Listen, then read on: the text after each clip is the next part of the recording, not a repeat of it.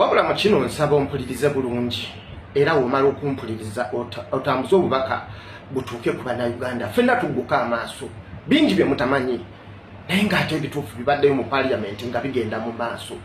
okitegeera mu mwezi ogwokuna omwaka guno gwennyini 2025 electoral commission boss Simon Byabakama gwe muyita justice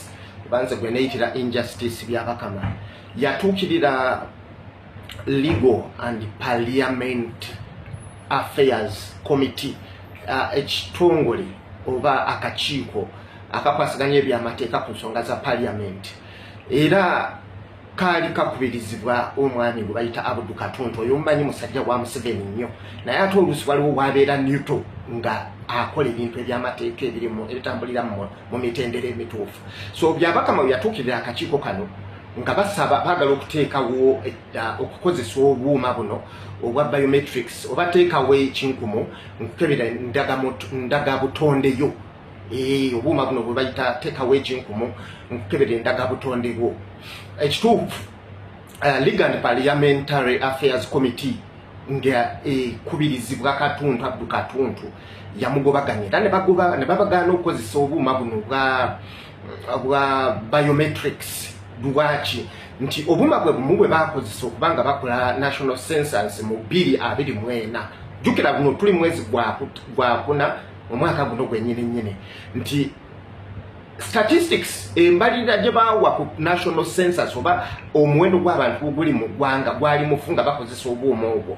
n'ababuuza nti obuma bwe bumwe mwagala okubanga mukozesa mu elections nga ne national census omuwendo gw'abantu omutuufu gwe mwabala mwakozesa obuuma bwe bumwe ne mutuwo temutuwagana kugeraageranya omuwendo omutuufu ne bakigana ne bakisimbira ekkuli tuli mu mwezi gwa kuna owulira Museveni kino teyakifaako nnyo era teyakiwa nnyo budde nga tamanyi nti Kyagulanyi agenda fuuka ensonga jjukira Kyagulanyi baasuka ne bamulabanga kazanyirizi kati bagenza okulaba omuwendo gw'abantu ogulinnya buli lunaku buli region ku region ne gubakisa ne bagala baleete biometrics system mu kulonda simanyi biometrics kwe kubanga tekayo ekinkumu akantu ako ekinkumu ekyo kyonyigako nga bagenda okuwa endagamuntu akuuma ako kye bayita biometrics tewali kirala nze nekikukyusa ne gamba nti teekawo ekinkumu nkukebere endagabutondeyo so okukyusa okukyusa okulonda okudda mu nonda eno yateekawo ekinkumu nkukebere endagabutondeyo erina kuyita mu mateeka ngera electoral commission boss kye yali akoze Simon Byabakama ndoza agenda n'omwami bamita Richard Kamugisha era naye ba electoral commission eteekeddwa okuba ng'etongezebwa nga bayisa bakola kye tuyita ebbago eryo lyakolebwa omwami Mpuuga ne Mawo Nobert Mawo ne bagamba nti bagenda bazita electoral reforms okusobola okukyusa oluvannyuma lw'okubanga abagobebwayo balina okutwalayo ebbaga eryo bwe batwalayo ebbaga eryo Nobert Mawo nga bye babikoze n'Empuuga bali forwardingayo mu parliament teryayisibwa erya teryakubaganyizibwako birowoozo kitegeeza biometrics system teyina kubanga ekozesebwa oba teekayo ekinkumu okukebera endagabutondeyo nga tolina kusuula kalulu teyina kukozesebwa lwaki kubanga ebbaga eryo teryayisibwa mu parliament lwaki nti Museveni teyakifaako nnyo senga yali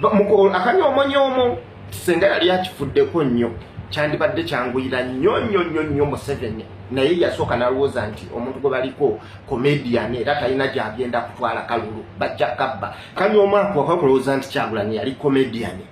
kekaleetedde Museveni obuzibu Museveni alekerawo okututwala nga batabani be okutwala bannayuganda nga batabani be ekyo kyekimuleetedde obuzibu Museveni mukozi bukozi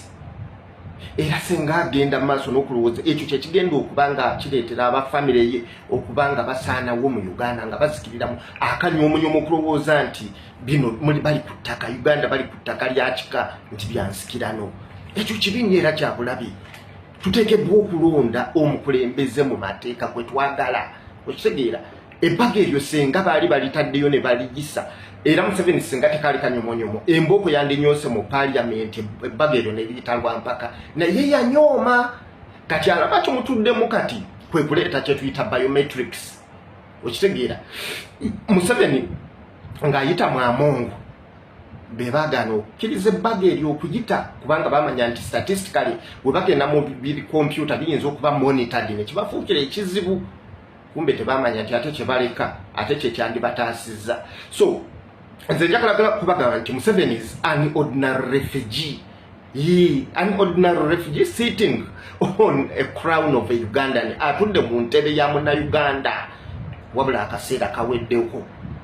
Mu nfuga ya constitution tugamba nti no one is above the law. Lwakuba nti si Munnayuganda naye Munnayuganda omutuufu tugamba nti no one is above the law. Era ekintu kino ekya biometrics mutandiko kikuba mu kikube kituke ku electoral commission bamanye nti tetugenda bikkiriza from the word go wokiwuliridde oba otambuliza message tetukozesa maanyi tulina kuyita mu mateeka nga tulonda omukulembeze gwe twagala okitegeera tetugibwako ddembe lyaffe lyakulonda. Ekyo tusaba na Uganda mukimanye biometrics byagana bakiisa mu mateeka Museveni n'amita Wamango ne bakikuba nenga ate ffe kitukolera tugamba nti Kyagulanyi alina okutuula entebe mu ntebe. Kino njagala okiwuliriza bulungi tewali muntu alina ndagamuntu